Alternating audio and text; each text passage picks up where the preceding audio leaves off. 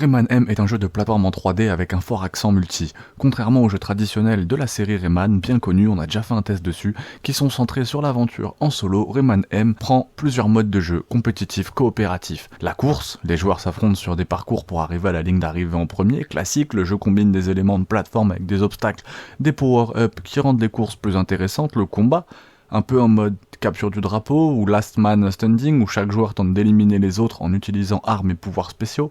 Coopération, bien qu'il soit principalement compétitif, il y a aussi des moments où les joueurs peuvent s'unir pour accomplir des objectifs communs. Le jeu propose également une gestion de personnages de pouvoir, chaque personnage possède des compétences uniques, ce qui peut affecter la stratégie en fonction du mode de jeu. Les graphismes, un univers visuel coloré, stylisé, graphisme caractéristique de l'époque début 2000, avec des environnements assez simples mais charmants. Le jeu utilise des personnages 3D en cartoon, fidèles à l'esprit de la série Rayman. Décors variés, forêts enchantées, environnements plus exotiques et surréalistes. Bien que les graphismes ne soient pas ultra détaillés par rapport aux jeux modernes, l'esthétique et les designs sont toujours attrayants. L'animation des personnages fluide, le jeu reste agréable à explorer.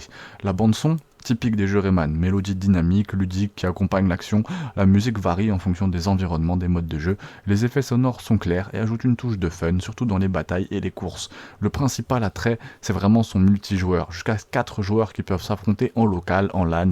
C'est un jeu qui encourage la compétition, la coopération dans certains modes, multijoueur fluide, matchs rapides et parties qui peuvent se prolonger à mesure que les joueurs cherchent à améliorer leurs compétences. Pour bien jouer, apprends à maîtriser les capacités des personnages. Chaque personnage a ses propres forces et faiblesses, certains plus rapides, d'autres plus forts. Choisis celui qui correspond à ton style. Utilise les power-ups stratégiquement, comme dans Mario Kart. Les power-ups peuvent retourner une situation. Boucliers, projectiles doivent être utilisés au moment propice pour prendre l'avantage. Maîtrise les parcours de course pour être vraiment performant.